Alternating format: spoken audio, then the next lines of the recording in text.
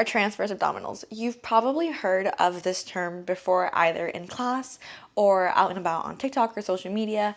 Your TA, your transverse abdominals, are your innermost layer of the abdominal. So we have 6 layers, for those of you who did not know, and which is crazy because I didn't know we had 6 layers of abdominals until I started getting into the world of Pilates. But nonetheless, especially in Pilates, it's really important to know what they are, how to activate them, and today I'm going to be showing you how to do that. So let's start off by just talking a little bit about what our transverse abdominals are. I explained our transverse abdominals are our innermost layer of our abdominals. They help with the spine stability and they help support us through our everyday life. They wrap around our entire midsection here, around our entire spine. They help us turn and rotate, which is going to be helpful for your everyday life. Now you know what your transverse abdominals are and where they are located, short for TA. I'm going to be using TA because transverse abdominals is a mouthful. We're going to start by laying down flat on our mat in a supine position, which means flat on your mat. You're just on your back facing up towards the ceiling. Relax, head down, spine. Our spine is going to be in this neutral position. So we don't want to imprint the spine or extend it. We want to make sure that we're in that neutral spine. We're going to come up into a tabletop position. So you're going to glue your legs together like they're one big leg. Your knees are going to be directly over your hips, shins parallel to the ceiling, toes are pointed, and heels off of the glutes. And then think about bringing your hands slightly above the thighs and then right below the knee, looking in towards one another. So you're gonna have this like diamond shape of the arms. We're in that neutral spine position. Inhale through the nose and expand the belly. Let it fill up like a balloon up towards the ceiling. And on that exhale, let it come from the back of the throat.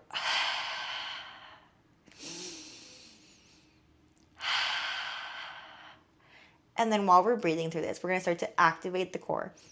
So we're going to do that by inhaling through the belly. And when you exhale, that exhale from the throat, you're going to start to press your hands into your thighs and your thighs into your hands.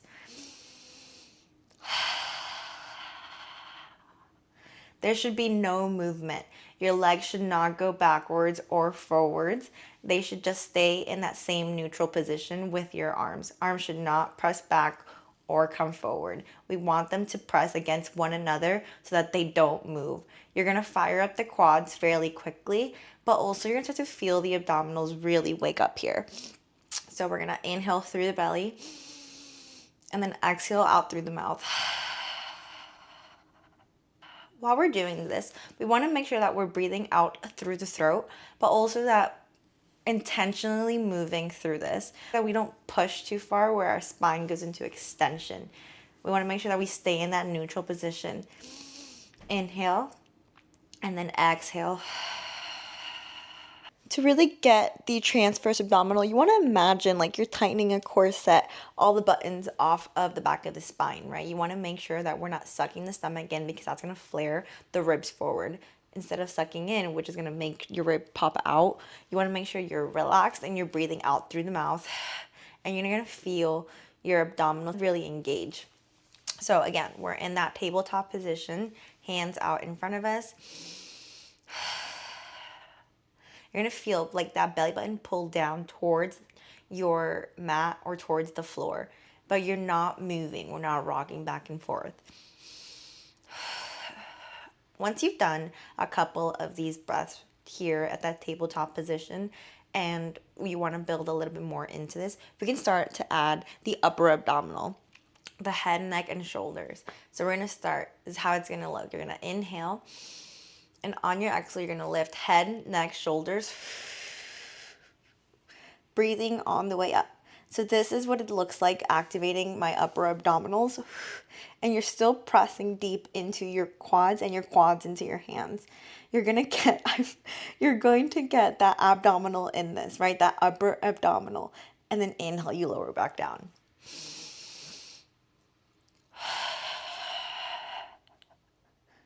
Really thinking about tightening the core, engaging into it by knitting the ribs in together. And then inhale, you come down. That's our next layer. Head, neck, shoulders, lift.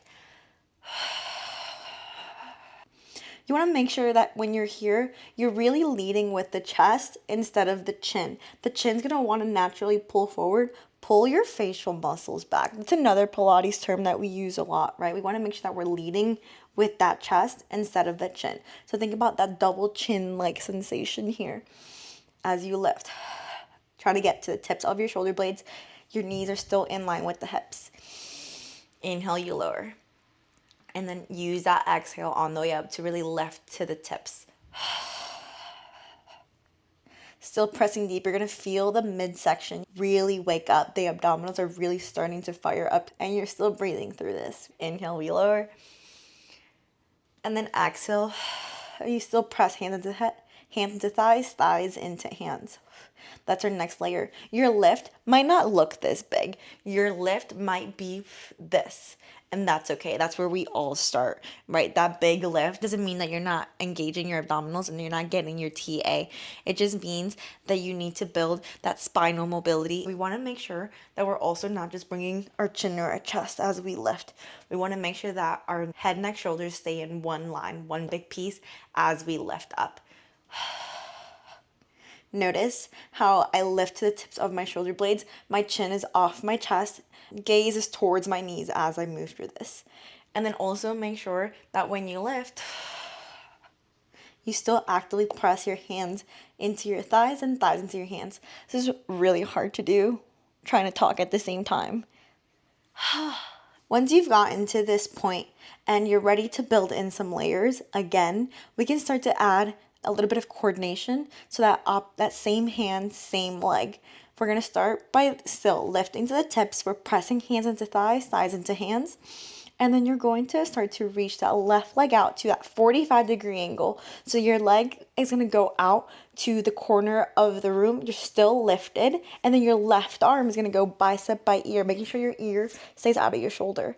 And then that right hand is going to stay shin parallel to the ceiling, knee above the hip in that tabletop position, still pressing into that opposite right side. You're going to get that deep right side oblique. And then you inhale, lower all the way down. And then exhale, opposite. Reach that right leg out, right arm bicep by ear. You can stay here and alternate with the legs, keeping head, neck, shoulders up. You can always bring head, neck, shoulders down, actively still pressing. And when we're here, we're going to have a tendency to bring knee all the way in towards the chest. So we want to make sure that we stay knees above the hips, engaging the abdominals. And you can move through this, keeping head, neck, shoulders down. As you're moving through this, when you're pressing deep into that opposite side, you're still thinking about knitting the ribs together. Can you lift to the tips of your shoulder blades? Is your chin towards your chest? Can we make sure that we're this nice long line throughout the body? And then once we have gone through a couple of layers of that coordination, we can start to put both of them together. We're all the way up. And we're going to extend both legs out to that 45-degree. They're still glued together. Both arms, biceps by ears. Again, see, here your legs are going to naturally stay at that 45-degree. We want to make sure we reset into that tabletop position on the way back. And then when you're out here, again, chin off the chest, pull facial muscles back so we're not straightening the neck. Shoulders out of the ears, legs are glued together. And then when you bring your hands in towards your chest, exhale. Can you lift a little bit more to the tips of your shoulder blades as you're moving through this? And that is our entire sequence. And then we can come all the way down and start into our series, our 5, for a more classical variation, or just move on to your next exercise. But again, we start off at that tabletop position. You can just press hands into thighs, thighs into hands, and then you can start to add the head, neck, shoulders. Start to add that up, that same leg, same arm. And then you can go into both arms and both legs. If you start to feel your hips in this, that is very normal. So to get out of the hips, you want to make sure that you're not extending your spine forward. Because if you're extending your spine forward, you're putting all this weight onto your hips. You want to make sure you have that spine in that neutral position, or even imprinted, right? Lower spine all the way down flat on the mat. But it's going to help you stay out of your hips. You can always also start with your feet down, and you can just move one leg into that tabletop position, and you can just press right arm, right leg, same thing, bring it down, and then switch. We have a lot of layers, a lot of options here. So just pick which one works for you, and always think about keeping your spine in neutral.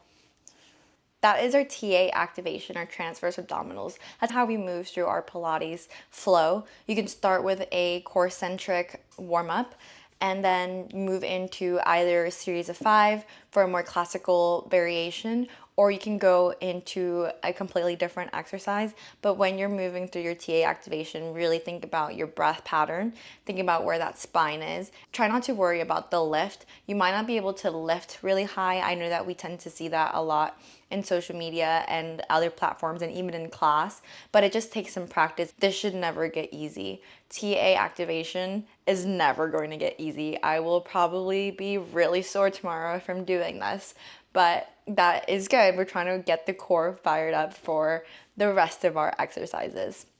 So hopefully now you know how to activate your core, why it's important to activate our transverse abdominals, and how our transverse abdominals support you through your everyday life.